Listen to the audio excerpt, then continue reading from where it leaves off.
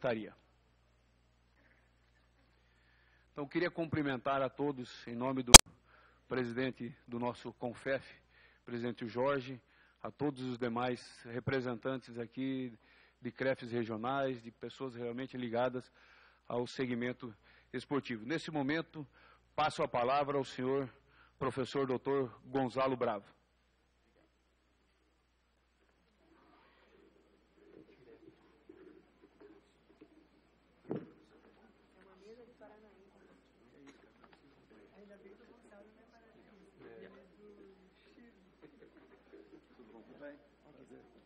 Não, que é isso. Ele não é do Paraná, mas é do Chile. É do lado.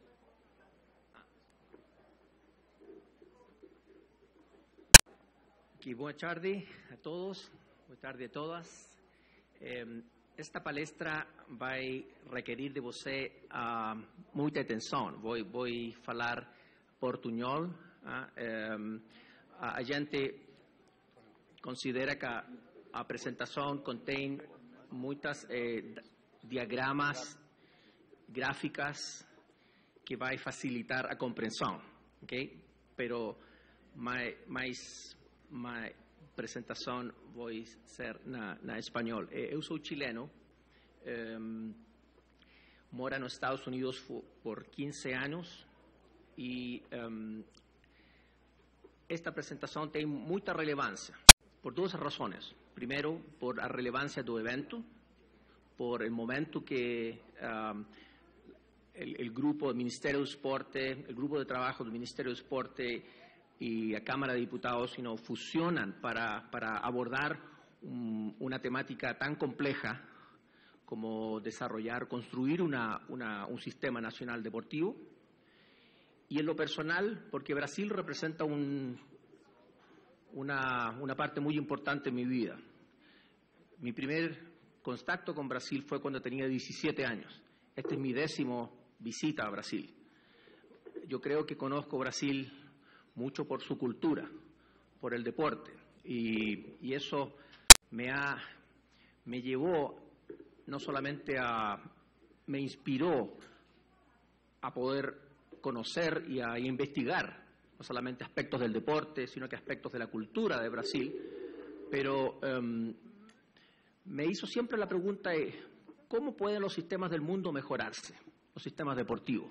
Viniendo de un país tan pequeño como Chile, que no tiene resultados deportivos importantes, esa pregunta fue siempre recurrente en el tiempo. Hace 21 años atrás tuve la oportunidad de participar en el Congreso de Chile en un trabajo muy similar para el desarrollo de una legislación del deporte. Fui invitado a participar en la Comisión Ejecutiva y mi trabajo específico en la Comisión Ejecutiva fue investigar los sistemas deportivos del mundo. Curiosamente, investigamos muchísimos sistemas sin la información y sin la tecnología que tenemos hoy día, por lo tanto fue un trabajo mucho más complejo. Y en 25 años este ha sido mi tema de interés. Hoy día enseño una cátedra que es deporte comparado. Y uno de los trabajos que los alumnos tienen que hacer es justamente investigar los distintos sistemas deportivos del mundo.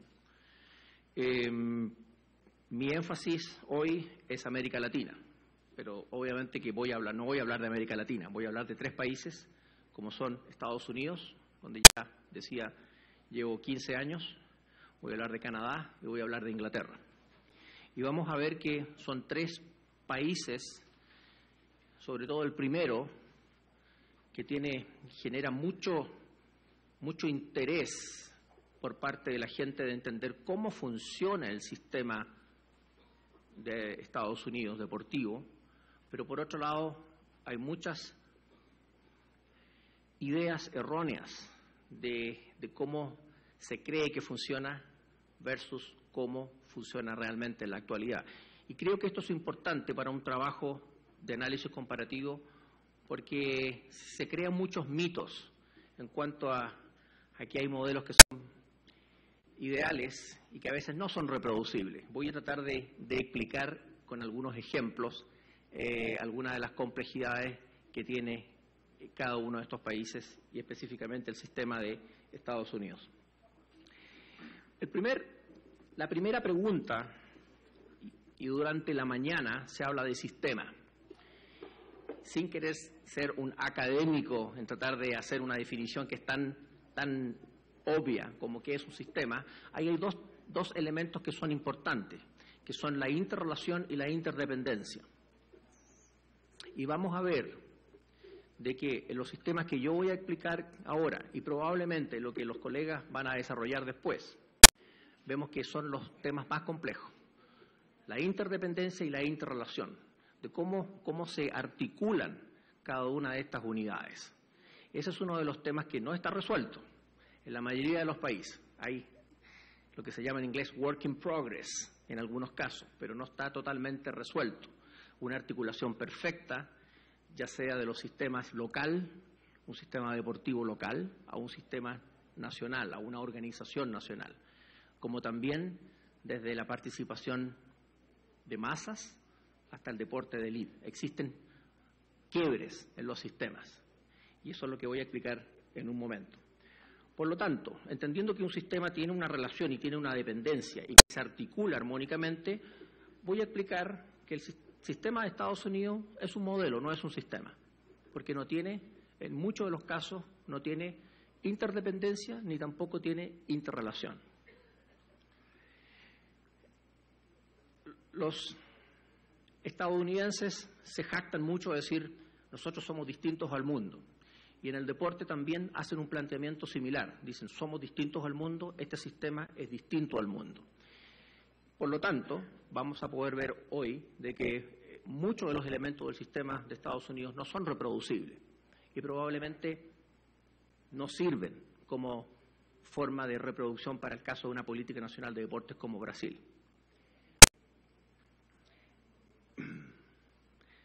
Esto, que en español se llama una sopa de letras, pretende mostrar las distintas unidades que participan de este modelo deportivo o sistema, en los cuales vemos interrelaciones muy débiles y vemos dependencias en muy pocos casos. Brevemente voy a escribir algunas de estas unidades y lo primero que salta como un elemento curioso, el círculo en azul de arriba,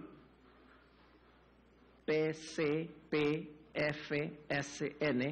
Physical Council for Physical Fitness and Sport and Nutrition, es la única oficina federal que tiene alguna relación con el deporte, la actividad física en el país.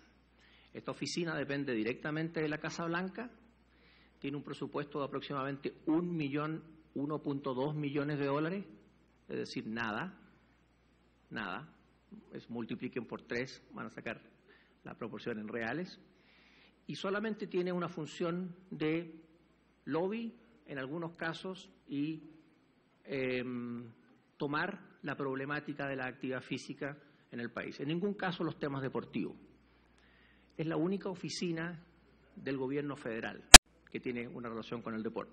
Por lo tanto, lo primero que podemos ver ahí, sin explicar ninguno de los restos de las unidades, es que el gobierno federal tiene una total ausencia en materias de temas deportivos, incluso de actividad física e incluso de la educación física. Ese es un primer aspecto importante que es importante destacar cuando se conoce el sistema norteamericano. Traté de poner en colores para poder agruparlos por categorías. Los de arriba, las 3 unidades de arriba, en amarelo, responden a organizaciones de deporte escolar. El de deporte escolar se desarrolla en la escuela, se desarrolla en las ligas escolares y tiene una agrupación nacional que solamente dicta normas, pero tiene poca capacidad para hacer, son normas de tipo deportivo, qué tipo de torneo se debe jugar, qué categoría de deportistas tienen que participar, nada más que eso. Las verdaderas normas desde el punto de vista del financiamiento, las normas de la cantidad de participantes están dadas a nivel del Departamento de Educación del Estado, que no está en este esquema. El segundo nivel, bajo el nivel amarillo, en color azul claro, es el deporte federado. Vemos ahí las NGB, que son las federaciones deportivas, y también está la AAU, que es la American Athletic Union, que es un organismo que también agrupa federaciones deportivas, generalmente de deportes no olímpicos. Esas dos organizaciones se relacionan con el deporte de tipo competitivo y en algunos casos de nivel recreativo. Obviamente alimentan a ese grupo los clubes. Ahí vemos una interdependencia formal, la línea vermelha, el trazado vermelho, desde NGB a USOC, que es el Comité Olímpico de Estados Unidos, donde el Comité Olímpico tiene un tutelaje sobre las federaciones desde el punto de vista de que asigna algunos recursos y obviamente el Comité Olímpico, igual que el Comité Olímpico brasileño, es el que autoriza y el que da el ok para los deportistas que van a representar a Estados Unidos en eventos internacionales. No es la federación, es el Comité Olímpico. El mismo sistema opera acá. Bajo ese sistema vemos del NCAA, vemos una serie de otras 6 grupos que también están en color azul claro, que son todos organismos de deporte universitario.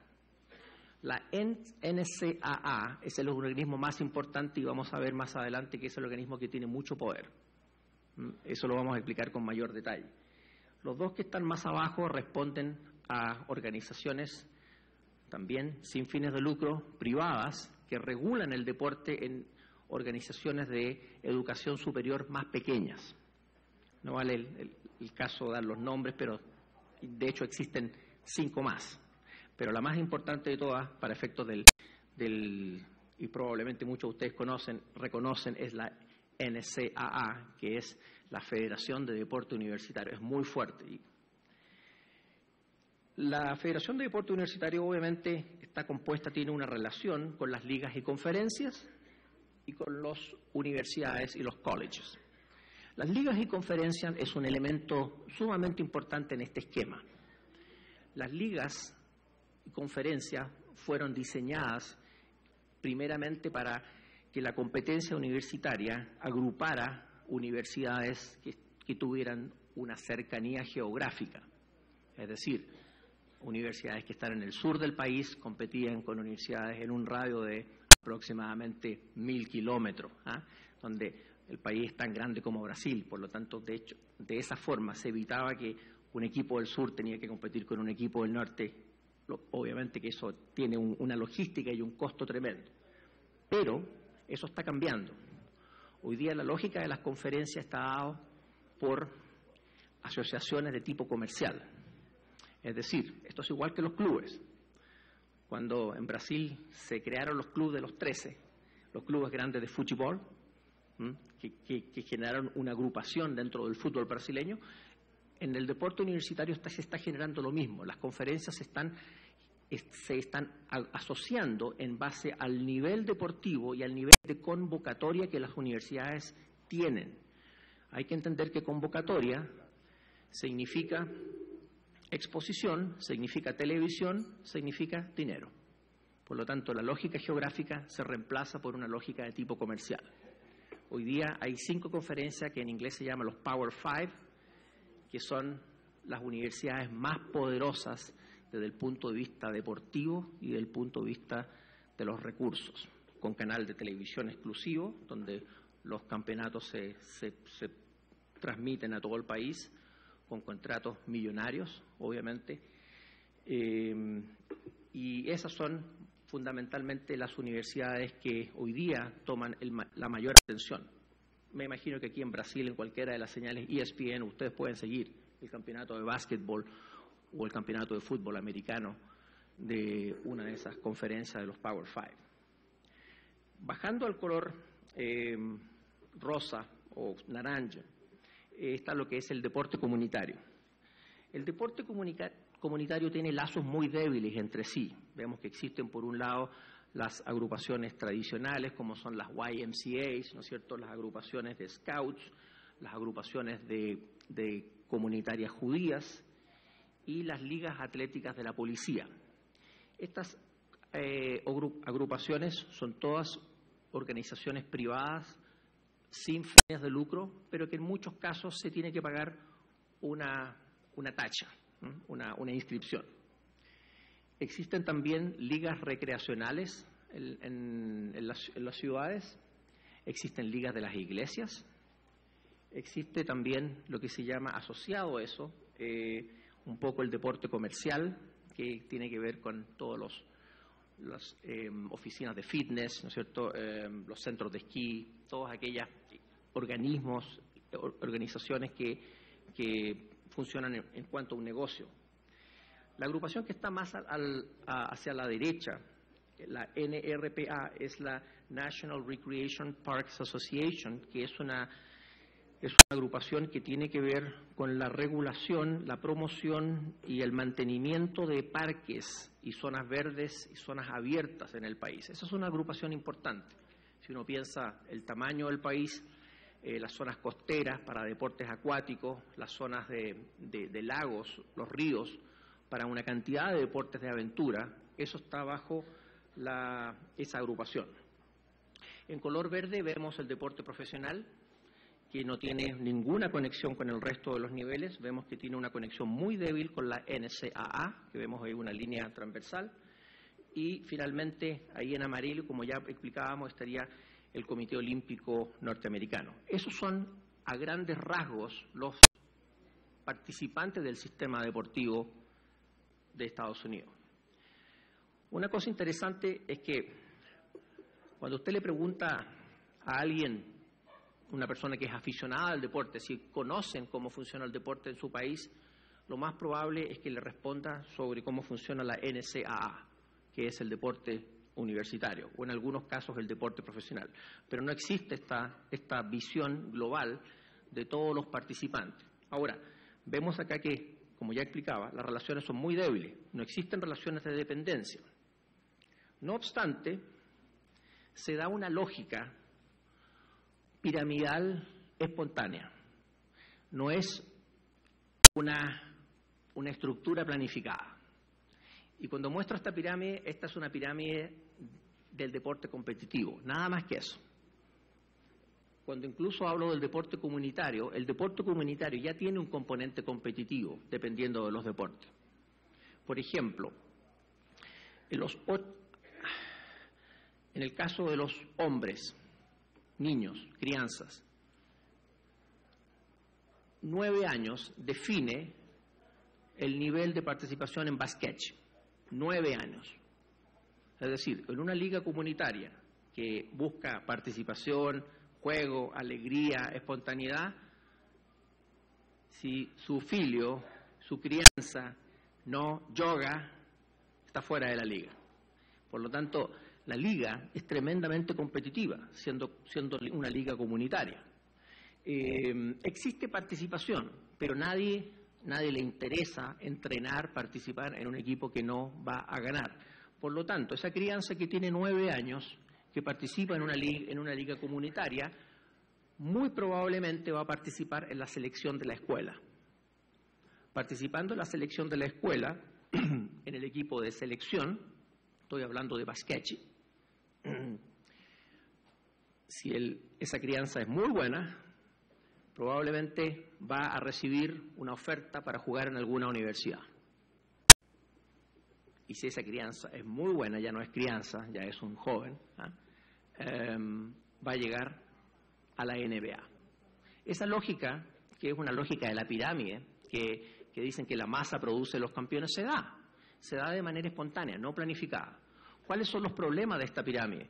Que es una pirámide tremendamente excluyente. Esta es una pirámide que se da solamente para el deporte de competencia, donde el énfasis está puesto en el resultado y en la espectacularidad. Es decir, en un partido de basquetbol tiene, dependiendo de la instalación de la escuela, puede tener 2.000, 3.000 personas todos los viernes, sexta-feira, que es donde se juega el basquetbol. Un gimnasio deporte escolar. Y obviamente a nivel de deporte universitario, esos gimnasios se llegan a 20.000 personas, donde hay que pagar para ver deportistas universitarios promedio entre 50 y $200 para un partido. Para un partido. Eso es deporte universitario amateur. El deportista no recibe nada. ¿Cuántos llegan a las profesionales? Menos del 1%. Explicar las problemáticas que tiene este sistema sería un seminario entero. Pero ya dije, el sistema es excluyente y lo otro, en algunos casos, el sistema justifica los medios en afán de la competencia y la espectacularidad. Del sistema universitario también surgen deportistas olímpicos, en disciplinas olímpicas que la universidad alberga. Es decir, una universidad que juega en primera división, voy a explicar las divisiones en la siguiente slide, en primera división tiene que albergar 15 deportes. 15 deportes. De los 15 deportes tiene que haber una paridad de género. Eso es interesante. Significa de que 7 deportes tienen que ser para mujeres, equipos de mujeres, 8 para hombres o viceversa. ¿Ok? Si hay basquetbol hombres, basquetbol mujeres, 2 equipos, ¿okay? 2 deportes de los 15 que tiene que tener. Bueno, de esos 14 deportes adicionales, hay deportes que no son de interés para la universidad, pero la universidad tiene que tenerlos. Por ejemplo, el remo. Claro, la universidad no tiene ningún interés en el remo. Nadie va a ver el remo. La esgrima. Nadie le interesa la esgrima. La universidad tiene que tenerlo.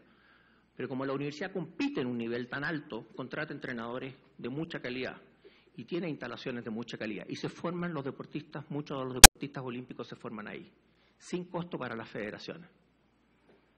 Eso es un elemento curioso de que las universidades producen una cantidad importante de deportistas olímpicos sin ningún costo para la federación. Ok, estos son los organismos públicos federales que intervienen, que tienen alguna relación, en algunos casos débiles, con el tema deportivo. El Consejo Presidencial, ya lo explicábamos, la promoción de la actividad física, una oficina muy pequeña. Cuando más resonancia tuvo fue cuando su director fue Arnold Schwarzenegger, ustedes recuerdan, que fue después gobernador de California, Terminator. Claro, un personaje Hollywood, que fue físico-culturista, lo ponen como director y obviamente fue cuando más la gente conocía que existía esta oficina. Pero el común de la gente no sabe que esta oficina existe.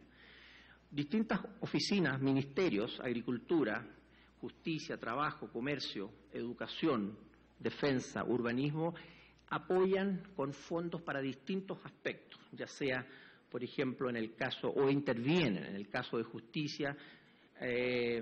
Hay muchos temas legales que llegan a la Corte Federal o incluso a la Corte Suprema, que se han tratado. Y ahí el Ministerio tiene que tener, o la Corte tiene que tener una participación. En el caso del Departamento de la Secretaría de Comercio, regulan las leyes antimonopolios, por lo tanto tiene un efecto sobre los deportes profesionales. Pero hay que entender de que ninguna de estas oficinas aquí está pensado o se han juntado alguna vez, como se está juntando acá, para tratar de ver la problemática del deporte. El deporte está fuera de la prioridad y del interés del gobierno federal de tratarlo. Por lo tanto, ¿cómo funciona cómo se financia? Hay un subsidio, obviamente. Este subsidio básicamente viene con fondos del Estado y básicamente va a través de los departamentos de educación, la educación escolar, la escuela, y también la educación universitaria. Y como ya decíamos, también para, en algunos casos, para la división de bosques, ¿no es cierto?, o la división de comercio, para autorizar algunos subsidios de financiamiento de instalaciones deportivas. Ese financiamiento viene a través del Estado, del gobierno del Estado, pero en ningún caso viene a través del gobierno federal. Los counties, que equivalen a las municipalidades, sí tienen que ver en lo que es el deporte participativo. Por ejemplo, cada municipio alberga un departamento de parques y recreación, así se llama, que es como el ACER, un departamento del ACER. El departamento del ACER tiene como responsabilidad mantener recintos deportivos que son abiertos gratis, sin costo. Por ejemplo, canchas de tenis están abiertas gratis, canchas de béisbol, canchas de fútbol. Eso se mantiene por la municipalidad. Obviamente que, dependiendo de la riqueza del municipio, usted ve lugares de mejor mantención, ¿no es cierto?, calidad de instalaciones distintas, así es que se encuentra en una zona de escasos recursos. La contribución generalmente va al deporte participativo, al deporte recreativo, al deporte universitario, fundamentalmente a través de las universidades públicas con la construcción de instalaciones. Las universidades públicas, estatales, tienen instalaciones de muy buen nivel. Instalaciones ya sea piscinas, gimnasios de musculación, pistas atléticas, canchas de fútbol, gimnasios para basquet, ¿no es cierto?, y puede tener, incluso dependiente del tamaño y el recurso del Estado, instalaciones que no son usadas por distintos niveles. Es decir, alumnos que no son del nivel competitivo tienen sus propias instalaciones. Seleccionados tienen instalaciones solamente para el uso de ellos. Eso da también, digamos, un nivel de la importancia que el deporte tiene, no solamente en las universidades, sino que en el entendimiento de la gente. Y eso voy a explicar un poco los orígenes filosóficos culturales. Por lo tanto, el rol del gobierno federal en el sistema deportivo de Estados Unidos es mínimo, por no decir no existe. En términos de legislación, se han aprobado 4 legislaciones en toda la época, en toda la historia, legislaciones federales. Hay una serie de disposiciones que son normativas, que tienen aplicaciones indirectas, pero en este caso, de las 4 más importantes, la que se llama Título 9 es la que significativamente ha tenido el mayor impacto. Esa es una legislación sumamente importante de entender. Lo curioso es que el Título 9 no fue pensado en deporte. El Título 9 es una legislación que fue aprobada el año 72 con el objetivo de garantizar igualdad de oportunidades en educación para ambos géneros. Fue pensado en educación, es decir, que las cátedras hubiera que la educación no fuera solamente orientada a enseñar a hombres, sino que también hubieran oportunidades para que las mujeres se desarrollaran en el ámbito de la educación. ¿Dónde fue que ha tenido el mayor impacto? En el deporte, porque esto generó de que los equipos que antes tenían solamente equipos masculinos, hoy día por ley tienen que tener una paridad. Y eso usted lo ve. Ahora, lo interesante es, las estadísticas no mienten. Cuando uno ve los índices de participación del año 72 con el año 2015, hoy día la curva va así. Hoy día no hay paridad en términos de número de mujeres participantes con número de hombres, pero existe un crecimiento en la participación de deportistas femeninos tremendamente importante cuando es comparada con el crecimiento que ha tenido la participación de los hombres. Otras 3 legislaciones que son importantes son la ADA, que tampoco fue pensada como legislación al deporte. Esta es una legislación que se aprobó el año 90 con el objeto de generar que los espacios públicos tuvieran acceso a las personas con discapacidad. Y también uno de los mayores impactos ha sido en las instalaciones deportivas. Desde el año 90 a la fecha, todo tipo de instalación pública, no solamente deportiva, pública, tiene que considerar una serie de aspectos para que éstas sean inclusivas para la discapacidad. Estamos hablando de rampas para personas con silla de ruedas, teléfonos de braille en los estadios, estacionamiento privilegiado en sectores públicos. La legislación PASPA es la menos conocida, es la que tiene que ver con la prohibición de apuestas en el deporte universitario y el deporte profesional. No se puede apostar, no obstante la apuesta existe. Es ilegal, existe y mueve millones y millones de dólares. En el único estado que las apuestas son legales, hoy es en el estado de Nevada, donde están los casinos, donde gente que viaja exclusivamente a apostar existen las finales de los torneos de básquetbol o fútbol, donde las apuestas mueven millones de dólares. Y finalmente está la legislación del acta del deporte amateur, que también se pasó el año 72, y que esta es la única, diríamos, junto con PASPA, las únicas legislaciones que fueron directamente pensadas para influir en el deporte. Esta legislación sale producto de una problemática que se produce durante la Guerra Fría, en la cual Estados Unidos vuelve de los Juegos Olímpicos de Múnich perdiendo el liderato, habiendo sido desplazado por la Alemania Democrática y por la Unión Soviética. Y eso llevó a una discusión al Congreso de que habían problemas de coordinación en el deporte norteamericano. Bueno, lo que el Congreso hizo solamente dijo, ok, vamos a aprobar una ley en que el Comité Olímpico de Estados Unidos es el órgano rector del deporte federado de este país. Y lo que hizo fue otorgar unas instalaciones viejas, no son instalaciones deportivas importantes, que pertenecían a la Fuerza Aérea, y el Comité Olímpico que ha establecido Colorado Springs. Esa es la única relevancia. El año 90 la legislación fue ampliada y también incluye a los deportes capacitados, a los deportes para atletas con discapacidad. Por lo tanto, el modelo deportivo de Estados Unidos tiene una ausencia de un sistema nacional. No hay un sistema, no existe un sistema. Funciona, pero no existe un sistema. Existe una débil interrelación entre las distintas subunidades. La interdependencia en algunos casos es espontánea. Por ejemplo, existe una interdependencia entre el deporte universitario y el deporte profesional, lógico. No existen las divisiones inferiores, no existe la segunda división en el fútbol americano. ¿De dónde vienen los deportistas? De la universidad. Por lo tanto, si usted saca el deporte universitario, se acaba el fútbol profesional, fútbol americano, no fútbol. Por lo tanto, existe una interrelación. Pero ¿qué gana el deporte universitario en producir los deportistas al nivel de más arriba? Nada. Si una universidad entrega 4 futbolistas a la NFL, no gana nada, no recibe un pase de vuelta, porque ellos formaron a esos deportistas. No, los deportistas fueron formados en la escuela, en el estricto rigor. Este traspasa de distintos niveles, del nivel de la escuela, del nivel universitario al nivel profesional, tiene una interdependencia, pero es una interdependencia espontánea, es una interdependencia programada.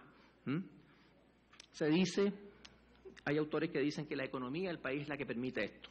El sistema funciona por una lógica de oferta y demanda, punto.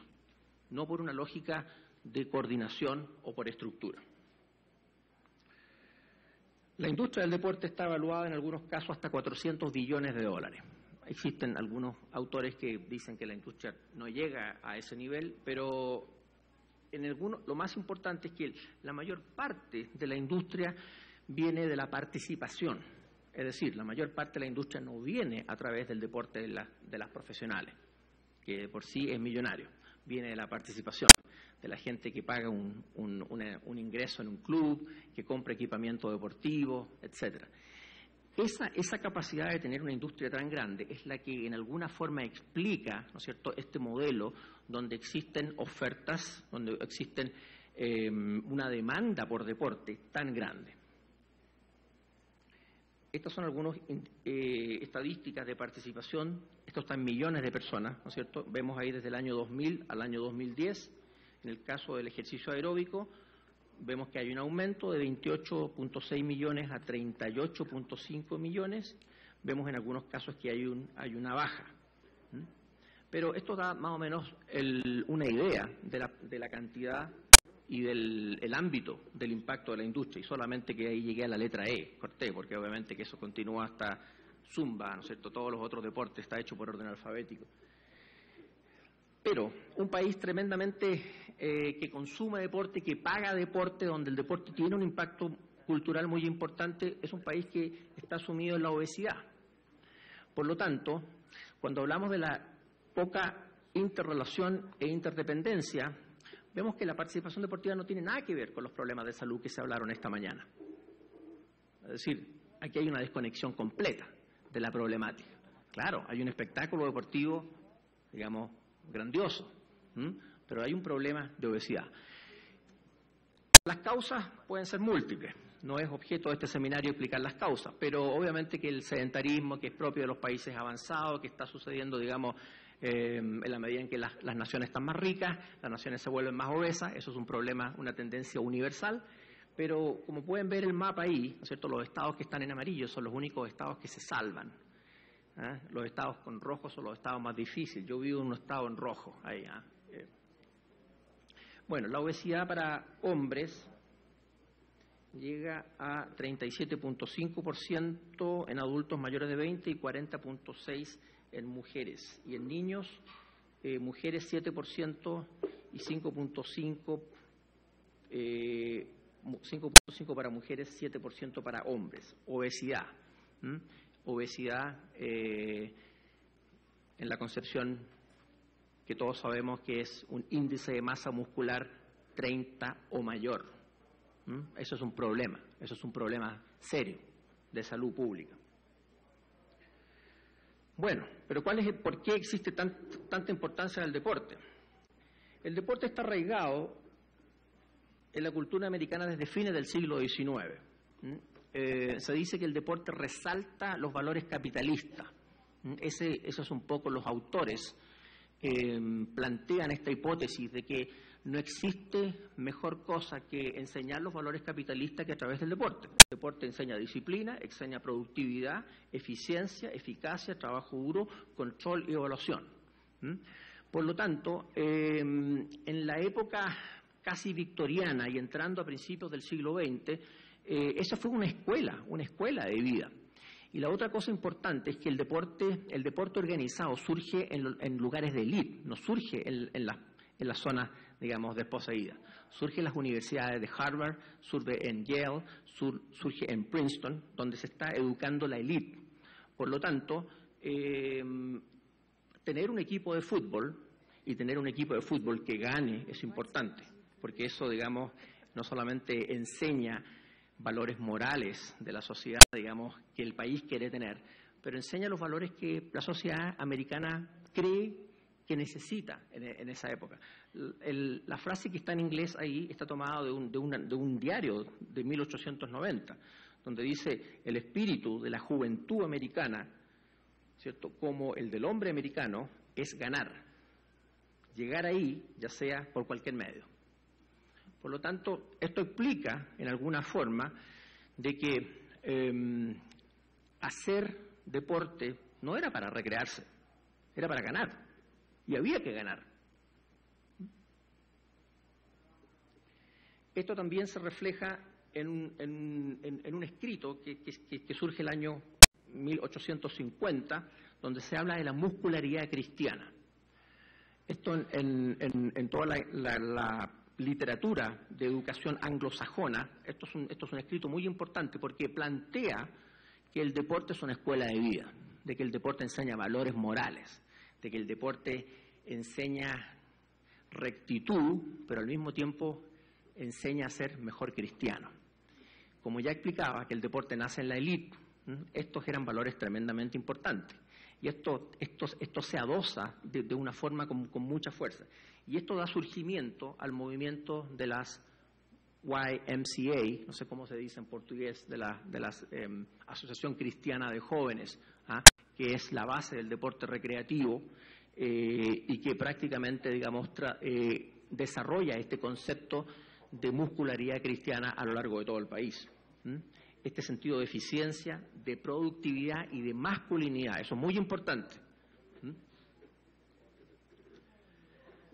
Ahora, volvamos al sistema de los distintos niveles. El sistema deportivo comunitario, como ya decíamos, se desarrolla en la zona de parques y recreación y se financia con impuesto local y pago de servicio. Es decir, si usted vive en una zona, usted ya está pagando impuestos para mantener esa piscina, para mantener esas canchas de fútbol, para mantener esas canchas de béisbol que están abiertas, que se pueden ocupar de manera libre.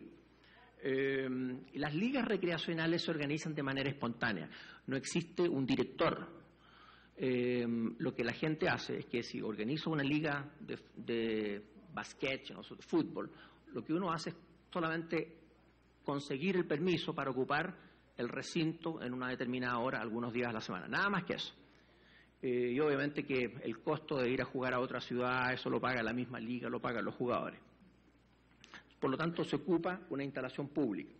En algunos casos existen los Juegos del Estado, pero esto no es una cosa, que son una suerte de olimpíada a nivel estatal. No menos de un tercio de los estados hoy día tienen este concepto.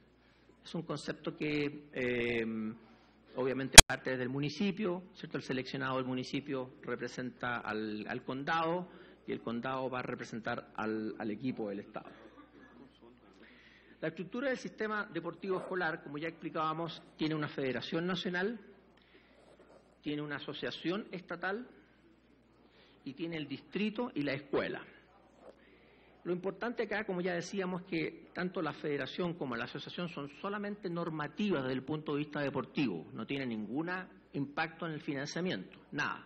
Ellos dicen el campeonato se desarrolla entre febrero y julio, ahí van a haber 20 equipos, nada más, pero no hay ningún tipo de impacto en cuanto a la promoción o en cuanto al financiamiento. El elemento más importante ahí básicamente es el distrito y el Estado. ¿Y por qué? Porque el distrito es el que aprueba una parte del presupuesto, que es el financiamiento. El financiamiento del deporte escolar hoy día, a través del presupuesto municipal, se estima que es entre 1 y 3%. 1 y 3%, 1 y 3 del presupuesto de educación va a pagar el deporte. La pregunta a ustedes, ¿cómo se paga el 97% del resto? Bueno, ahí existen, digamos, muchas fórmulas. Hay distritos que son más ricos, por lo tanto pueden aportar un poco más, tienen instalaciones buenas, los padres pagan y mucho trabajo colectivo. Creo que si hay algo que se puede aprender de un sistema esto es el involucramiento de los voluntariados. Eso es una cosa que en Europa y en el resto del mundo, principalmente en Europa y en Estados Unidos y Canadá también, el compromiso de la gente participa, la agrupación de voluntarios, ya sea para los arbitrajes. Todos los arbitrajes son voluntariados, los referí, son los entrenadores a nivel de iniciación son también padres. Es decir, si yo quiero llevar a mi hijo a una escuela de fútbol, me van a decir, ok, usted va a ser entrenador segunda, cuarta y quinta, porque esto es parte de mi compromiso con el club. Ahora, la pregunta de ustedes, bueno, pero tú no sabes de fútbol, ¿cómo vas a enseñar a las crianzas? Bueno, hoy están realizándose esfuerzos para educar a esa masa de voluntarios. Canadá tiene un ejemplo muy interesante en que requiere que los padres y los voluntarios tengan que aprobar una capacitación antes de poder entrenar a niños. Y esto tiene que ver fundamentalmente con el tema del abuso sexual. Es decir, no se le puede entregar a cualquier persona, a los niños, no teniendo claro que esa persona no solamente tiene un chequeo policial, pero además tiene una noción de las nociones pedagógicas fundamentales para enseñar a crianza.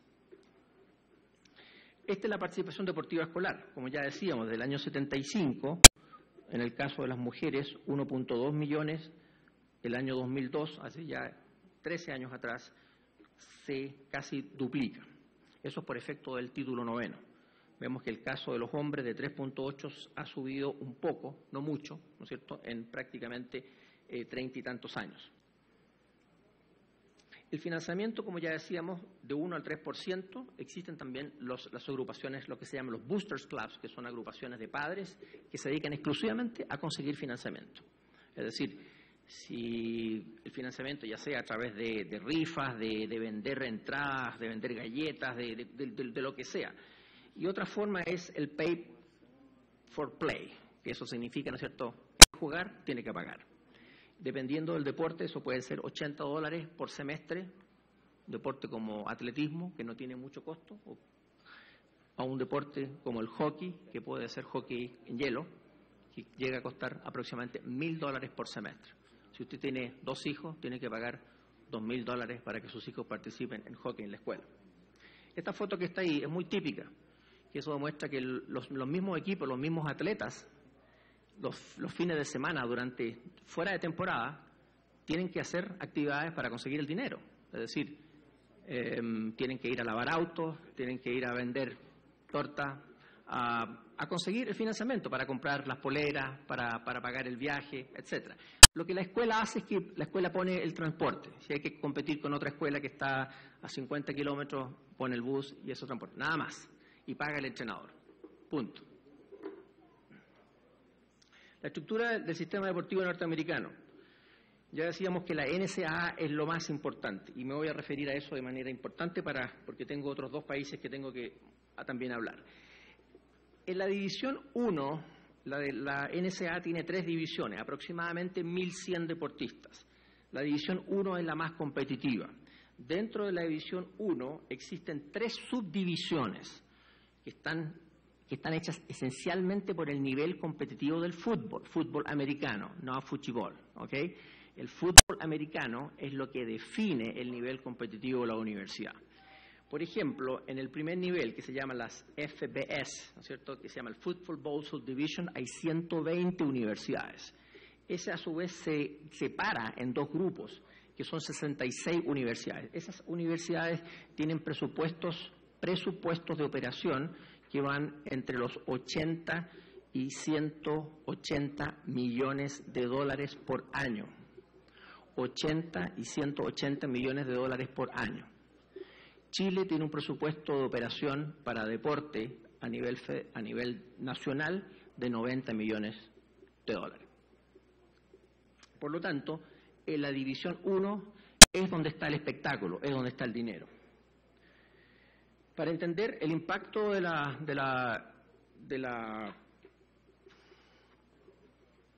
el impacto comercial y de espectacularidad del deporte, es cosa de ver esta gráfica, que grafica dónde está el empleado público mejor pagado. En el caso de los colores azules, significa que es el rector de la universidad o el decano de una universidad. Habla del caso de instituciones educacionales. Pero vemos que el resto, tanto amarillo como naranjo, son el entrenador de básquetbol y el entrenador de fútbol. Eso le da una idea del nivel comercial que tiene la División 1. Es decir, estamos hablando de sueldos de 1.5 millones de dólares por año para un entrenador de básquetbol. Financiamiento. ¿Cómo se financia la NCAA? Por la televisión. Teniendo esta espectacularidad, la NCAA consiguió un contrato con CBS por 10.8 billones de dólares, un contrato a 14 años, lo que arroja aproximadamente un poco menos de 800 millones de dólares por año. De ahí viene el recurso, televisión. Si no hay espectáculo, no hay dinero. Por lo tanto, destruir esta lógica, digamos, se acaba el sistema. El gasto vuelve a las universidades, ¿no es cierto? Se distribuye fundamentalmente en las universidades más competitivas, es decir, una universidad que está en nivel 3 no recibe prácticamente mínimo, tiene que autofinanciarse. Y vemos que de las universidades de División 1 que reciben dinero, fundamentalmente el mayor fondo, aproximadamente 170 millones de dólares, va para financiar las universidades de básquetbol, porque este dinero viene a través del contrato de básquetbol, no de fútbol, curioso. Lo que se llama en inglés el March Madness, la locura de marzo, cuando se juegan las finales del torneo universitario.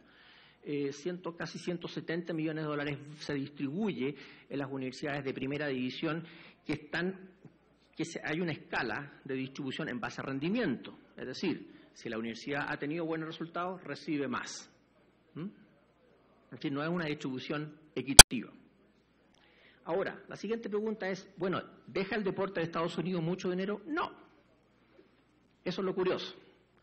De 1.100 universidades, ustedes ven ahí la gráfica del 2011, solamente 23 23 arrojaron resultados positivos.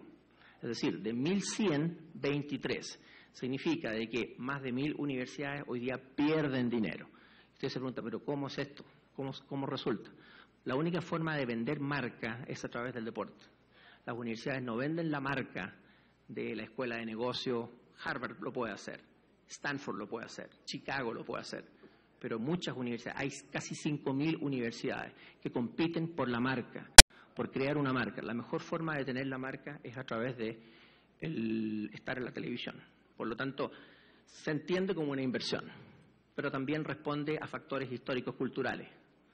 Un caso curioso, tuvimos búsqueda de rector hace aproximadamente 3 años, la descripción de las labores pedía que el rector tiene que tener conocimiento del deporte.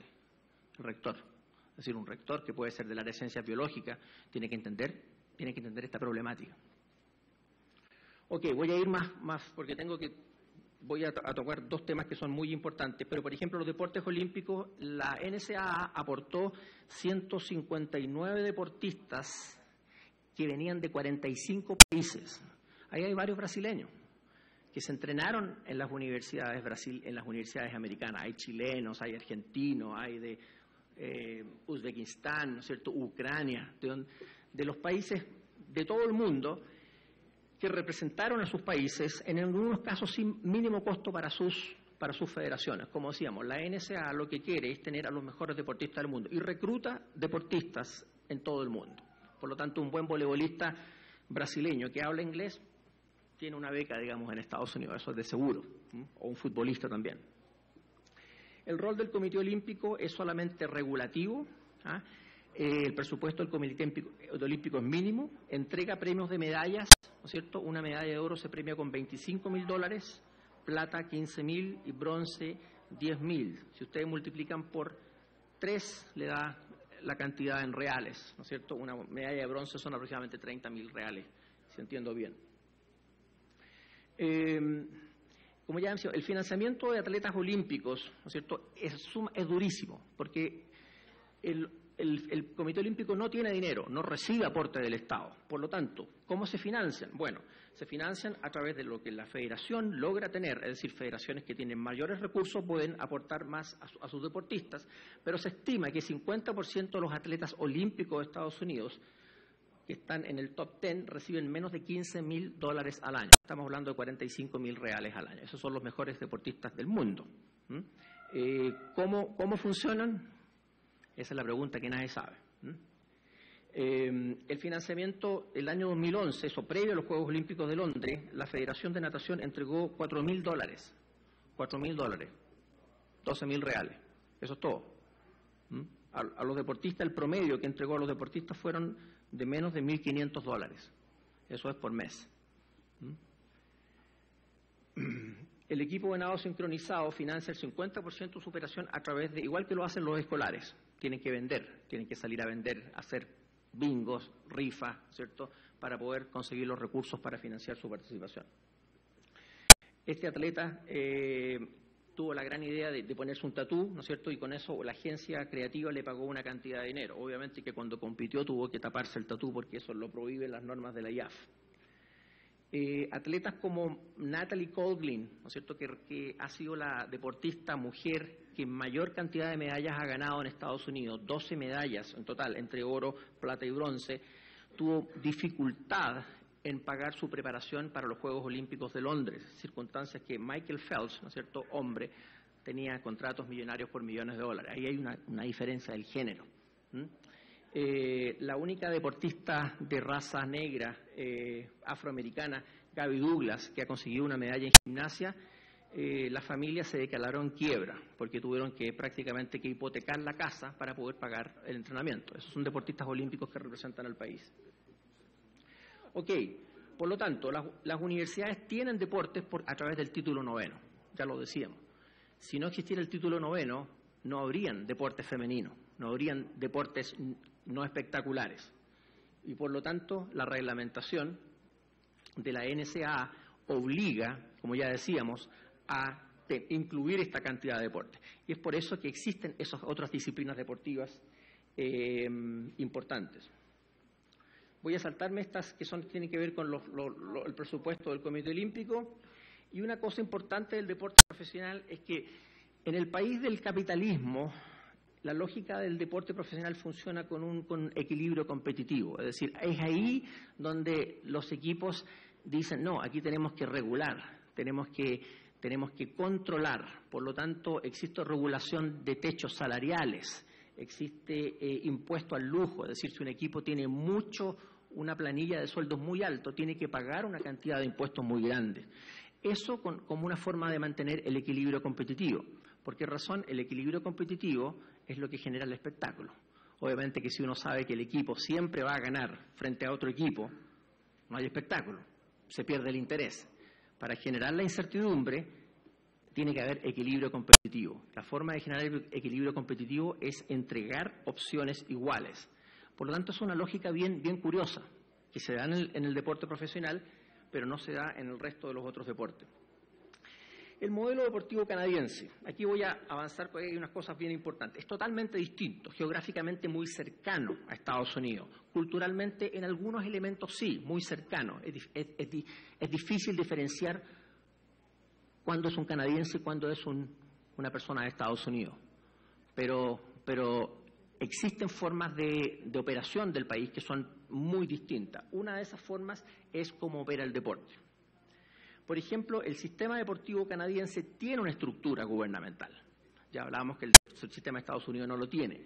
Aquí la estructura gubernamental depende del Departamento de Patrimonio y que la oficina que está a cargo del deporte se llama Sport Canada, que es una oficina federal que tiene como función regular, promover el desarrollo de la actividad física, apoyar a los deportistas de altos rendimientos y tratar de producir y solucionar las mismas problemáticas de las cuales se han conversado en este seminario durante esta mañana.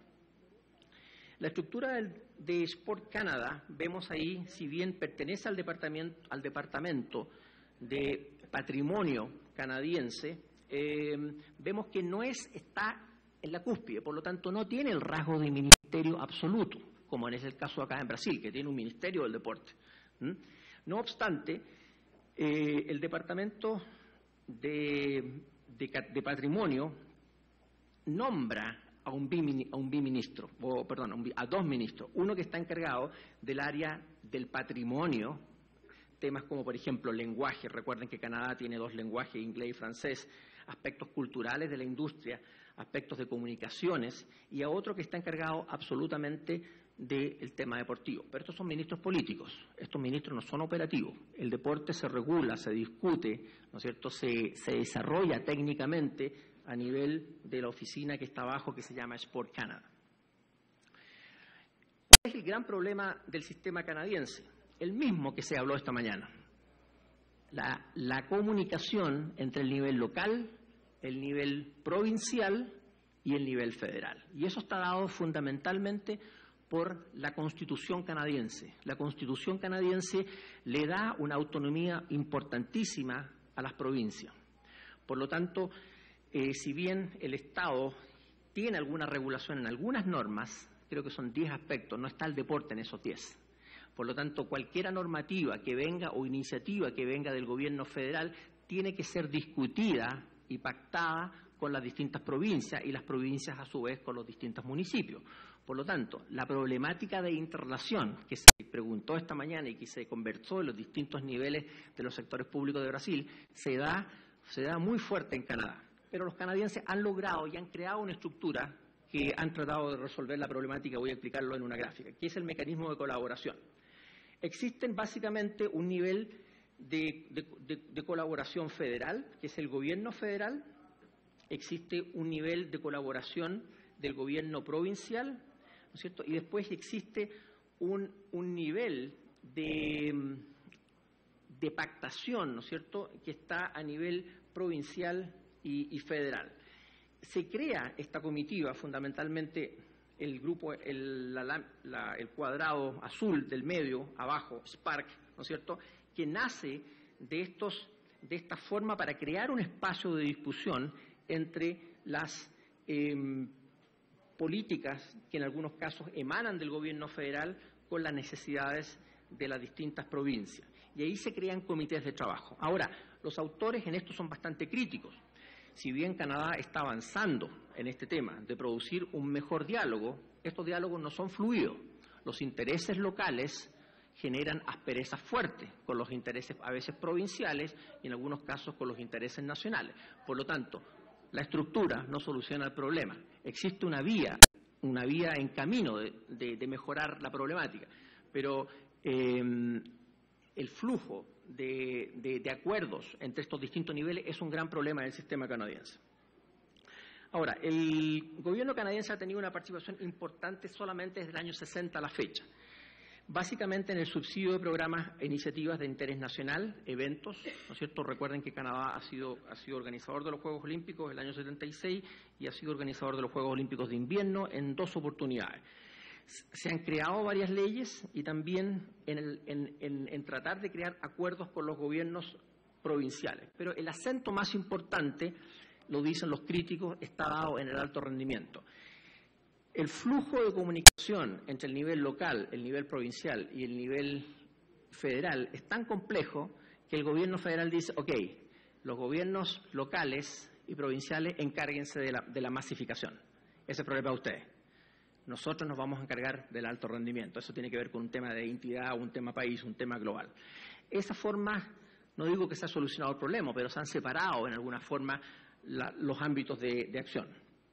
Esas son algunas de las leyes importantes que la política deportiva de Canadá no se pasó solamente el año 2002, eso hace 13 años atrás, y se acaba de reactualizar el año 2012.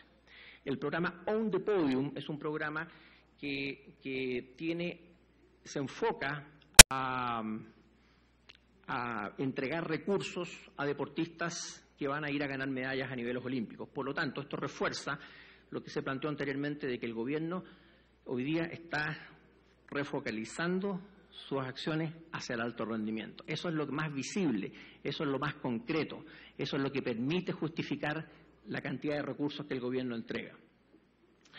El año 85, el Sport Funding Accountability Framework, esa es una ley importante porque eso el gobierno federal dijo, no vamos a entregar más dinero si las cuentas no están claras. Los problemas de las federaciones, que son comunes en muchos países del mundo, que los dineros se entregan, no se sabe en qué se gasta, no saben a dónde fueron a pagar. En Canadá también pasaron. El gobierno pasó una ley y dijo no vamos a entregar ningún dinero si las federaciones y las asociaciones no tienen sus cuentas claras. Y el primer paso fue en capacitar a su personal administrativo. Es decir, hubo una etapa de modernización en la parte de management en las federaciones, de modo que pudieran no solamente captar recursos del sector privado, pero también administrar correctamente los recursos que recibían del Estado. La política deportiva del año 2012, esta es una gráfica, la voy a explicar de manera más simple aquí, tiene una visión que plantea un equilibrio entre el deporte participativo y el deporte de alto rendimiento, pero básicamente no entrega acciones explícitas de cómo lo va a hacer. Es decir, la ley y la legislación la política, ¿no es cierto?, establece este querer ser. Queremos que el deporte sea incluyente, que parta desde la iniciación y llegue al alto rendimiento y que permita seguir con la participación deportiva. El problema es que la política y los actuales reglamentos y esta fricción que existen entre los gobiernos locales y los gobiernos regionales no permite resolver el cómo. Esa gráfica muestra los distintos niveles de participación tanto de atletas, padres, entrenadores en cada uno de los niveles, ya sea el nivel de introducción al deporte, el nivel de participación de recreación, láser, deporte competitivo, hasta lo que los canadienses llaman el Sport for Development. Es decir, aquí se cree que el deporte también es un mecanismo de que le puede retornar algo a la comunidad, es decir, mejores ciudadanos, personas, digamos, que van a ser líderes de mañana, etcétera, etcétera. Este es un elemento importante, que es el Long Term Athlete Development, que me imagino que el colega que va a hablar sobre la Unión Soviética, algo de eso se va a tocar, porque los canadienses entienden de que el gran desafío no es solamente resolver este diálogo de los distintos niveles, local, provincial y federal, sino también cómo articular la masa del participante de nivel láser hasta el participante de nivel de alta performance. Ese modelo está basado en principios que fueron desarrollados en los países del este, en la Europa del Este, fundamentalmente en la ex Unión Soviética. Muchos de los entrenadores, de los científicos que trabajan en Canadá son gente que viene de esa parte del mundo, de Bulgaria, de Hungría, de Rumania, y que ellos hoy día han contribuido, ¿no es cierto?, a desarrollar un planteamiento técnico que es lo que se llama el Long Term Athlete Development. Ahora, en este planteamiento, que probablemente a lo mejor no es nuevo, ¿no es cierto?, que parte desde un nivel 1 hasta un nivel 7, ¿no es cierto?, el gran logro que han hecho es que está hoy en la discusión de cualquier tipo de acción y de planteamiento, ya sea a nivel provincial o federal. Es decir, cualquier iniciativa que reciba recursos públicos se está tratando de abordar que esta lógica de integración de nivel de la participación a nivel de esté presente. Se está tratando de resolver la problemática de que realmente la masa pueda realmente aportar deportistas de altos rendimientos, pero que no sea excluyente. Eso es un trabajo que se está reiniciando recién, pero que hoy día es lo que está teniendo mayor interés dentro de la discusión del deporte en ese país. Estas no tienen mucha relevancia, que me voy a tomar 2 minutos, Presidenta, por favor, para mostrar las cosas más importantes del deporte inglés, que son las organizaciones nacionales multideportivas, que son el deporte universitario, cómo opera, es totalmente distinto al de Estados Unidos, no tiene ninguna relación. Aquí, como ven, 52 universidades participan, en la otra agrupación participan 95 instituciones, es decir, estamos hablando de una escala totalmente distinta. Probablemente este sistema es menor o inferior en términos de cantidad de participantes que el sistema brasileño. Este programa On the Podium, que ya expliqué, es un programa importante que entrega recursos, entregó el año 2013 $77 millones, estos son fondos fiscales, prácticamente el 83% viene a través del gobierno federal. Es decir, el programa de alto rendimiento para financiar deportistas que tienen opciones de ganar medallas viene financiado fundamentalmente por el gobierno federal, Sport Canada, un 15% viene a través del Comité Olímpico Canadiense a través de donaciones, exenciones tributarias. El deporte participativo, ya decíamos, está puesto en la legislación, pero los canadienses no han logrado todavía resolver exactamente esta articulación. El gobierno dijo, ustedes encárguense de la participación, nosotros encargamos del alto rendimiento, pero hoy día surge esta nueva idea de tratar de integrar, ¿no es cierto?, participación con alto rendimiento en 7 niveles. Los recursos que el país entrega, el año 2013 se entregaron 197.7 millones, esos son dólares canadienses. Ustedes más o menos, si hace una conversión 1-1, son aproximadamente 600, serían como 500 millones de reales. No conozco el presupuesto de Brasil, creo que Brasil tiene más inversión que eso, creo.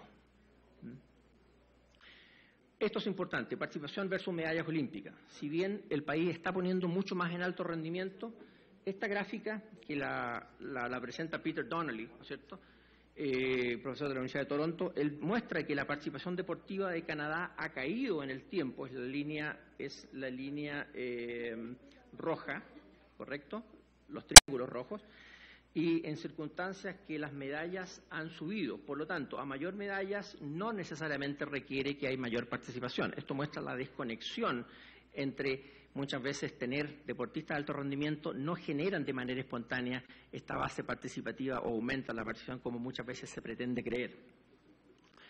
Y los colegios deportivos, hoy día existe una tendencia en Canadá a favorecer el establecimiento de colegios deportivos. ¿Qué es lo que son los colegios deportivos? Son colegios que se especializan en tener un currículo flexible para permitir que los deportistas puedan completar su educación y tener un entrenamiento de calidad. Esto se da mucho en la provincia de Quebec con las escuelas de hockey. Se está aumentando en otras disciplinas deportivas, pero todavía no está tan popularizado como el caso que se hizo hace muchos años atrás en la Alemania democrática o la Unión Soviética, en las escuelas deportivas de desarrollo.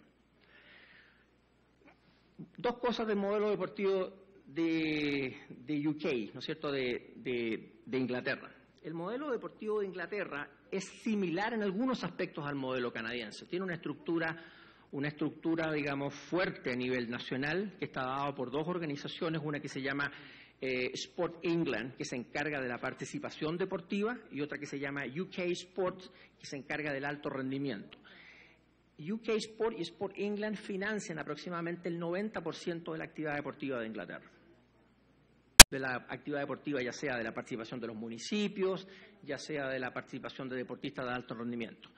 Con la adjudicación de los Juegos Olímpicos de Londres del año 2012, el país se propuso aumentar sus medallas deportivas, lo hizo y lo logró, ¿no es cierto?, ubicándose por primera vez en el 4º lugar del medallero olímpico. Eso fue con una fuertísima inversión del Estado. Lo interesante aquí es que muy poco de esos fondos en realidad vienen del sector privado. El principal mecanismo de financiamiento del deporte en Inglaterra es la Lotería Nacional. De ahí vienen prácticamente más del 80% de los fondos que van a destinarse al deporte. La Lotería Nacional no solamente aporta al deporte, aporta a la cultura, aporta una serie de otras causas que son de interés nacional para el país. Voy a mostrar la última diapositiva, que es esto. Cuando uno compara estos tres niveles, vemos que el rol del gobierno central en Estados Unidos es mínimo o inexistente. Vemos que en Canadá es fundamental. Por lo tanto, si uno saca el rol del gobierno central, el sistema deportivo canadiense se resiente fuertemente. El organismo rector es Sport Canada. En el caso de Inglaterra es exactamente igual que Canadá. El deporte en Inglaterra depende del Departamento de Cultura, Media y Deporte. Por lo tanto, el deporte no está tan igual que Canadá, no está en primera línea, está en segunda línea. En ese sentido, Brasil tiene un avance importante, tiene un ministerio exclusivamente para el deporte. El financiamiento público, vemos que en Estados Unidos es indirecto, en Canadá es directo, en Inglaterra es directo. La interrelación de los gobiernos locales y gobiernos centrales en Estados Unidos no existe. En Canadá está en vías de desarrollo. En Inglaterra surge constantes cambios. Existen mecánicas, formas alternativas. La misma discusión que se tiene aquí se tiene en Inglaterra en cuanto a cómo mejorar esta mecánica. La articulación del deporte participativo con el deporte de alto rendimiento. Estados Unidos, no existe articulación formal, ya lo decíamos, existe una pirámide espontánea, pero no existe una articulación formal. En Canadá se está trabajando el concepto del LTDA, que es el Long Term, es AD en realidad, Athlete Development, Long Term Athlete Development, es decir, desarrollo del deportista a largo plazo. Y en Inglaterra se está trabajando a través de los centros científicos del deporte, a través de Sport England y UK Sports. El rol del alto rendimiento en Estados Unidos es básicamente espectáculo, eso es lo que interesa. Las medallas no tienen mucha relevancia, tienen relevancia la semana que se consiguieron, nada más. Los periódicos dejan de hablar de los deportistas olímpicos, existen muchos, lo que importa es el espectáculo. El alto rendimiento en Canadá, el gobierno central le da una acción preponderante, en Inglaterra también. El rol del voluntariado en Estados Unidos, fundamental. Mucho del deporte funciona por la acción de las personas, ya explicábamos el nivel escolar. En Canadá, exactamente lo mismo. La función del voluntariado y el compromiso de las personas es importante y lo mismo ocurre en Inglaterra. En eso creo que el resto del mundo, América Latina, tiene algo que trabajar en términos de la educación de los participantes y de los que apoyan a los participantes, los padres, ¿cierto? Por ejemplo. La racionalización de los aportes públicos. En Estados Unidos no existe ninguna, no importa. De hecho, existen duplicidad de esfuerzo para formar un deportista.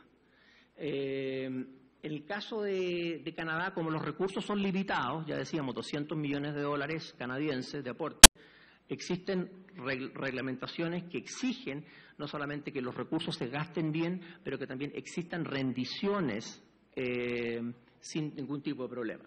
Y en el caso de Inglaterra también existe un programa de racionalización de recursos. Y finalmente, la participación del gobierno central en políticas públicas para el deporte profesional en Estados Unidos es mínima, no se mete prácticamente.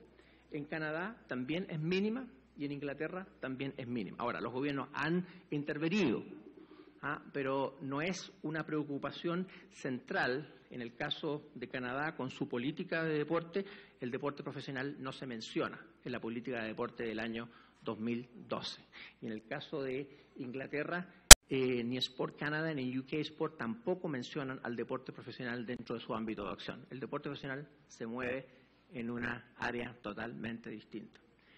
Muchas gracias. Pelas suas citações. Agora passo a palavra ao professor Gonzalo, que por 5 minutos tentar sintetizar as perguntas feitas.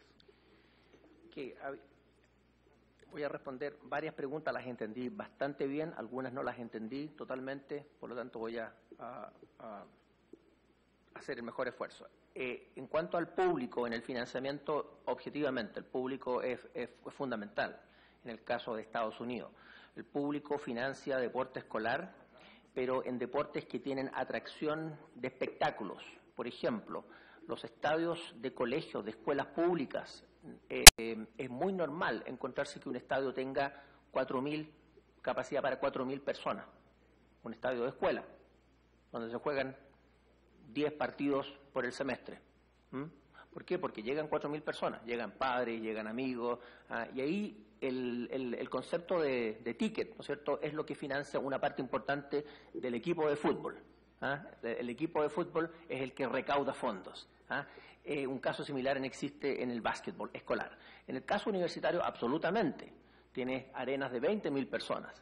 Por lo tanto, arenas de 20.000 personas, donde se juegan aproximadamente 14 partidos, con un promedio de entrada de $50 a $200, tú puedes más o menos calcular que el concepto de tickets es importante. Otra cosa bien interesante en Estados Unidos es el concepto que en inglés se llama concessions, ¿no es cierto?, de la venta de comida. Eso es absolutamente una fuente de ingresos importantísima. Al americano le gusta ir a ver y le gusta comer. Por lo tanto, el concepto de salud no existe. Está comiendo, está sentado, está entretenido. Y eso genera mucho dinero. En el caso de las universidades, hay algunas universidades que incluso aceptan vender alcohol. Y el alcohol es el principal, la cerveza, pues, fundamentalmente, es el principal aporte de recursos de la recaudación de comidas y bebidas, alcohol. En cuanto a Canadá, los colegios deportivos, existe un informe que está disponible, yo puedo entregar el enlace, que fue publicado el año 2011, donde existe un detalle pero muy, muy claro sobre la política y sobre la evolución de los colegios deportivos. Mi entendimiento es que son privados. Hay que entender que la mayoría de los colegios deportivos, donde Quebec, la provincia de Quebec, donde tiene la mayor cantidad de colegios deportivos funcionando por mucho tiempo, están orientados a formar hockeyistas que van eventualmente a ser profesionales. Significa que los padres van a pagar, digamos, como un colegio privado, donde la única diferencia que tiene es que la escuela, ¿no es cierto?, tiene una flexibilidad donde los alumnos entrenan muy temprano en la mañana, tienen clases durante el día, vuelven a entrenar en la tarde, y donde tienen especialistas altamente calificados para que los lleven a ese nivel de rendimiento. Por lo tanto, no sacrifican sus estudios. Hay muchos deportes que el pic del deportista es muy temprano, patinaje artístico, por ejemplo.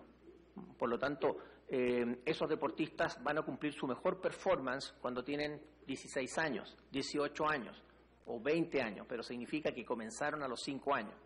Y eso significa que tienen que haber una compatibilidad de escuela con deporte de alto rendimiento. Mi entendimiento es que la mayoría de esas escuelas son privadas y los padres están pagando para eso.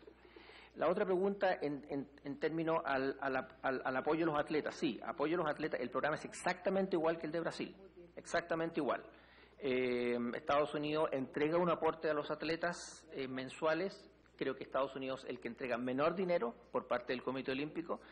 Inglaterra tiene un tope de 65.000 libras por año, es decir, si eso uno multiplica por 2, son 130, 40.000 dólares, se multiplica por 3, está dando más o menos 400, casi 500.000 reales por año. Es el máximo que un atleta puede recibir, un atleta de subsidio directo para su preparación. Canadá también tiene aportes. Creo, por los datos que puedo lograr ahora, Inglaterra es el que tiene el aporte más alto. En tanto a la pregunta de Fernando de Mesabri sobre la universalización del deporte, es una pregunta compleja. En realidad no tengo una respuesta ahora que me dieron 5 minutos. Creo que la problemática en parte es porque se entiende hoy día de que el deporte apunta a solucionar muchos problemas. Y eso crea, digamos, problemáticas de articulación, problemáticas de logística, problemáticas de financiamiento. Hay muchos autores ingleses que dicen de que los gobiernos muchas veces toman el deporte como la justificación o justifican la inversión en deporte para resolver otras problemáticas. Dicen, porque en realidad el deporte no va a ser una primera prioridad, ¿no? Por lo tanto, dicen, a través del deporte vamos a resolver problemas de integración, a través del deporte vamos a resolver problemas de inclusión. La realidad es que eso no está totalmente probado. Existen algunos estudios en Inglaterra que se acercan, que son contradictorios, pero, como digo, esa es una temática muy compleja y muy larga. Finalmente, el tema de las Fuerzas Armadas. Sí, las Fuerzas Armadas en Estados Unidos, específicamente en Estados Unidos, lo conozco más cerca, juegan un rol vital. Sobre todo en aquellos deportes que son eminentemente militares. Es decir, por ejemplo, ¿dónde va a practicar pentatlón moderno? Sí, tiene que pertenecer a las Fuerzas Armadas. Es un deporte extremadamente caro. Los clubes de pentatlón moderno no existen en Estados Unidos. Por lo tanto, existen disciplinas específicas que las Fuerzas Armadas, en el caso de Estados Unidos, aportan con una cantidad importante de medallas al medallero olímpico de verano y de invierno.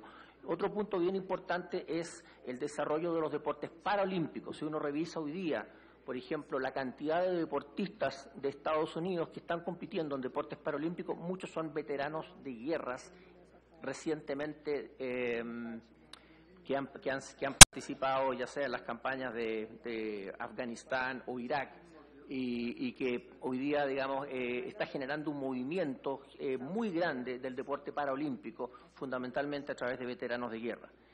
Y el tema que plantea Casia sobre el papel del deporte en la escuela es vital. El deporte, podríamos también realizar un seminario absolutamente de eso. La escuela tiene un papel relevante en el tema del deporte, ya sea a través de la primera encuentro que tiene el individuo con la práctica deportiva, como también de las primeras formas motrices, ¿no es cierto?, se van a dar necesariamente en la escuela. Por lo tanto, la escuela juega un papel vital. Ahora, el caso de Estados Unidos creo que no es un ejemplo a seguir, porque el deporte de Estados Unidos, de la escuela, es un deporte tremendamente excluyente.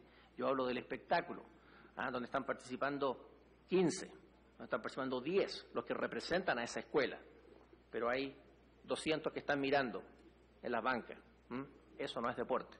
El problema es que el concepto de deporte participativo no interesa. Interesa el deporte competitivo, el deporte selectivo, y está altamente desarrollado, obviamente, pero por la vía del espectáculo, no por esta vía equilibrada y balanceada. Doutor Gonzalo, obrigado. Gonzalo, as suas considerações das perguntas e também aproveitando já para as considerações finais.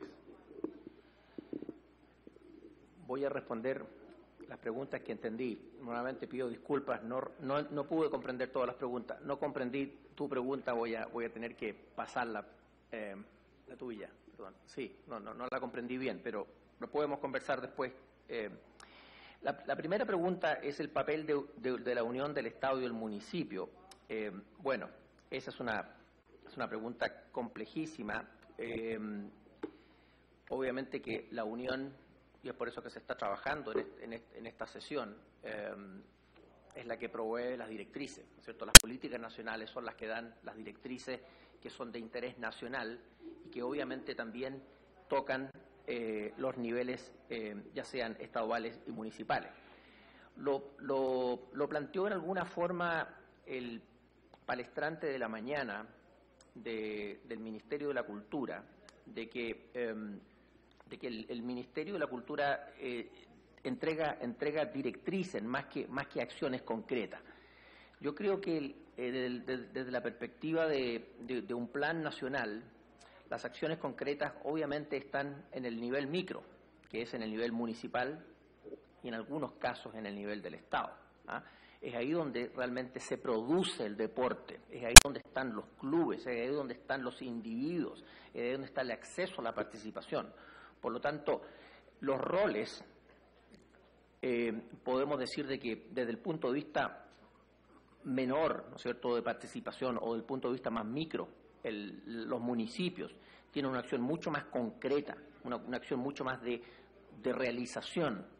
Las acciones, los papeles de la Unión son mucho más a nivel de directrices. Ahora, obviamente que, ¿cómo sabe la Unión lo que es importante para un municipio? ¿Cuál es el número de municipios de Brasil? Creo que son 5.000 o 600. Bueno, es una cantidad importantísima. ¿Cómo sabe la Unión exactamente la necesidad de cada uno de los distintos municipios? Es ahí donde se produce este diálogo, ¿no es cierto?, que es complejo y que obviamente que no tiene una respuesta absoluta, pero ese es en principio la visión que yo veo, y es un poco la visión que se da en países como Canadá, Inglaterra y Estados Unidos. La práctica, el deporte, las acciones se dan a nivel micro, y exceptuando Estados Unidos, donde no hay direcciones del Estado, de la Unión, las direcciones, en el caso de Canadá e Inglaterra, vienen de arriba. ¿Por qué el sistema piramidal no funciona?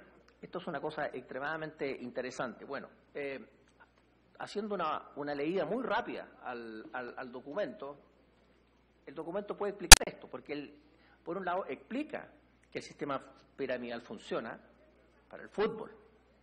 Lógico, cuando uno ve que la participación masculina es del 66.2%, claro, uno puede decir lógico, Brasil tiene resultados históricos, el 66% de la participación masculina, el promedio llega al 42% de los brasileños participan en fútbol. Ahí podríamos decir de que el sistema piramidal funciona, pero cuando miramos el judo, tiene 0.8% de la población. Bueno, estoy leyendo y incluso si es 4%. Digamos que hay un margen de error como cualquier procedimiento estadístico. Démosle un margen de error altísimo. El punto es que cuando uno revisa los subsidios que recibe el judo y los aportes del Estado que recibe el judo, son altísimos en relación a la participación. Por lo tanto, vemos que ahí la pirámide no funciona, porque la participación de deportistas, ese 0.81, 2, 4, 6%, la que sea, ¿no es cierto?, pero es mínima, es menos del 10%, no refleja los resultados que el judo, según mi conocimiento, ha logrado en Brasil en los últimos tiempos. Por lo tanto, la masa, como ya lo decía el profesor Walter Brecht, fue pensada para el alto rendimiento en naciones donde había un control extremadamente vertical, donde se podían controlar todos los elementos. En el caso de Brasil no se puede controlar, obviamente, la participación. El Estado puede promover algunas participaciones en la acción deportiva, pero no puede dirigir. Vamos a producir 10.000 judocas o 10.000 participantes en triatlón o artes marciales. Eso se da de manera natural. Por lo tanto, el sistema piramidal no es un modelo a seguir. El sistema piramidal que yo mostré se da de manera totalmente natural, no se da de manera pensada, y se da específicamente para los deportes, para algunos deportes de excepción, como son, por ejemplo, el básquet, ¿no es cierto?, el fútbol americano, donde hay grandes masas de individuos que obviamente se va produciendo un desglose en los siguientes niveles hasta llegar a ese 1% que llega a las profesionales. Una segunda pregunta era sobre, y si la entendí bien, sobre esta dualidad que existía entre la escuela y el deporte y los problemas de que cuando el deportista puede dedicar más tiempo al deporte y al mismo tiempo sin perjudicar la escuela. Bueno, ese es para el deportista serio de alto rendimiento eso es un gran problema. Eso es un gran problema. Porque el deportista de alto rendimiento, todos lo saben, requiere dedicación absoluta. Estamos hablando de 10, 12 horas. 10, 12 horas. ¿En qué momento estudia? Ahora, si estamos hablando de un deportista de competición local, eso tiene solución. Obviamente que eso tiene solución. Y tengo entendido de que la legislación brasileña, en algún documento lo leí, de que da algunas garantías a los atletas que son seleccionados, ya sean estaduales o nacionales, para participar en eventos, para ausentarse para participar en eventos deportivos. El problema de compatibilizar el estudio con el deporte, ¿cómo se hace en Estados Unidos? Bueno, primero, se da una aceptación, una normativa general a la institución para que el deportista se ausente y tenga un tratamiento, en algunos casos, diferencial.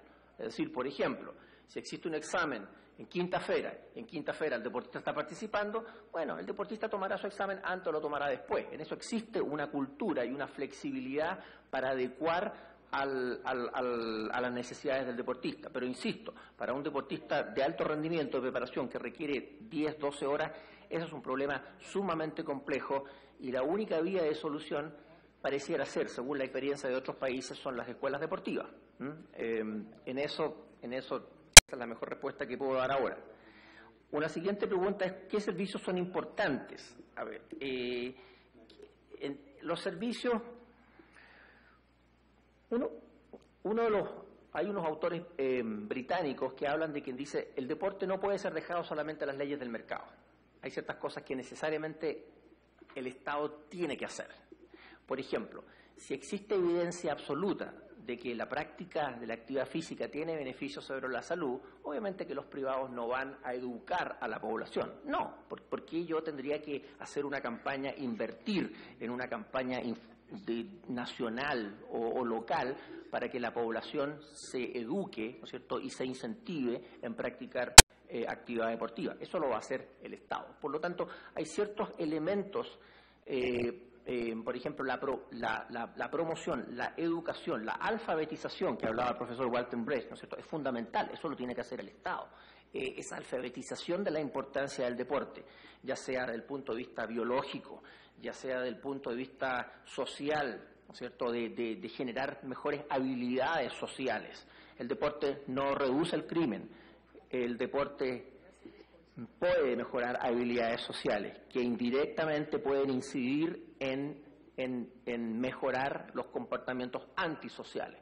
Eso es una razón muy indirecta, pero tiene algunos beneficios. En ese sentido, el Estado tiene que proveer esos servicios de educación. Y obviamente que quizás el más obvio es el sentido de país. Eso es una cosa fundamental. No es un problema de Brasil, obviamente, pero España es un tema. España está dividida. El concepto de ser español no es el mismo concepto, por ejemplo, de brasileño, porque España tiene regiones altamente divididas, tiene el País Vasco, tiene Cataluña, y tiene el resto de la nación, que en alguna forma, si bien están bajo una misma jurisdicción, no tienen la misma identidad de españoles. Eso ya ha sido tratado en la literatura y el deporte tiene un efecto en la identidad nacional. Creo, bajo mi perspectiva, que no es una problemática en Brasil, pero en varias naciones del mundo el sentido de identidad nacional, de unidad nacional, el deporte tiene una capacidad, digamos, de unificación que no la tiene otro servicio, y eso obviamente tiene que hacerlo el gobierno federal, la Unión. Después había otra pregunta que entendí, que la encontré muy interesante, que era ¿qué iniciativa era más efectiva? Si por un lado realizar una ley o por otro lado una iniciativa privada como la de Washington D.C. Bueno, en esto creo que tiene que ver mucho el concepto cultural. Obviamente que en América Latina en general existe una idea de que el Estado va a resolver muchos, si no todos los problemas. Un ejemplo en que sí, digamos, el sector privado tuvo éxito en Estados Unidos fue en crear ciertas reformas en el deporte universitario. Esta iniciativa no surgió por el gobierno federal ni por una iniciativa política. En los años 90 estaba claro que el deporte universitario, y todavía tiene muchos excesos de, por ejemplo, de que la graduación de estudiantes, es decir, la cantidad de estudiantes que ingresan con becas deportivas y que se titulan es bajísima. Eso está reflejando de que hay personas que van a jugar que no tienen el nivel de ser estudiante, donde hay un problema de institucionalizado de que, bueno, si tú no sabes leer ni escribir, ¿cómo estás en la universidad? Bueno, es que juego bien. Bueno, entonces al entrenador no le interesa. Él es un buen jugador de básquet, por lo tanto, ese jugador, digamos, ese sistema que explotó en los años 90, ¿no es cierto?, de que existen, digamos, pagamientos bajo la mesa, ¿no es cierto?, a estudiantes. El deporte, hablábamos del deporte amateur, que todavía dicen que el deporte universitario es amateur. No lo es amateur, es solamente un tema semántico, es una cosa totalmente profesional, pero que no reciben dineros por los servicios que prestan. Bueno, en muchas universidades se han destapado casos de que hay grupos que están pagando gentes para que vayan y jueguen por esa universidad. Bueno, todo este sistema, digamos, de corrupción, que es un sistema que no es nuevo, que es un sistema que tiene muchísimos años, tuvo un alto en los años 90 a través de una iniciativa que fue organizada por un grupo, por una fundación privada que se llama la Knight Commission, que está en Washington, D.C., y ellos llamaron a grupos de personas influyentes en todo el país, pero llamaron a personas muy influyentes, y llamaron, por ejemplo, a los presidentes o rectores de universidades más importantes del país a participar en esta comisión, llamaron a muchos directores, presidentes de corporaciones importantes de la televisión, para generar un diálogo en donde se firmaba un documento en que el estado del deporte universitario era una farsa. Por lo tanto, había que hacer cambios importantes. Los cambios se hicieron. Eso no ha solucionado los problemas, pero obviamente que han aminorado la problemática. Eso como ejemplo para decirte que sí, es probable que a lo mejor esta iniciativa que tú participaste ahora en Washington, es probable que llegue. El tema creo que es mucho más complejo, porque no existe una comprensión de interrelación en la mayoría de las personas que trabajan en el deporte. Yo la sopa de letras que mostré en un comienzo es una publicación que se acaba de hacer y yo le hice algunos ajustes. Es la primera documento donde aparece una visión de un sistema de Estados Unidos. Nunca antes se había publicado algo así. Es decir, no existe una noción de cuáles son los agentes que participan y todo. Y creo que por el tiempo voy a responder una más. ¿Qué es lo que decía acá? El tema de cómo se explican las curvas, esta curva de medallas versus participación. Una no es consecuencia de otra, aquí no hay causa-efecto, eso es importante. Creo que la mejor explicación que podemos dar a eso, es decir, el hecho de que haya más medallas no es una causa, es decir, de que la gente esté participando menos, pero sí nos llama a reflexionar de que este concepto de los ídolos deportivos, de que las medallas van a producir de manera espontánea la participación deportiva, eso ya existe una evidencia empírica de que no es así. Probablemente suceda en el fútbol, probablemente suceda donde hay un arraigo en algunos deportes específicos, pero en la mayoría de los deportes, ¿no es cierto?, las medallas, el efecto de felicidad dura 2 semanas. Una vez que la media, ¿no es cierto?, cambia su discurso y comienza y vuelve al discurso del día a día, se olvidan esos atletas que lograron grandes medallas. Por lo tanto, eso solamente hay que tomarlo como una gráfica de reflexión de que la planificación de la masa con el deportista de alto rendimiento requiere de un enfoque distinto. El hecho de lograr medallas y pensar de que la masa se va a venir de forma espontánea, eso ya ha sido planteado por muchísimos autores. E 2 minutos para concluir? Ok. Então, professor Antônio Carlos Gomes, suas considerações.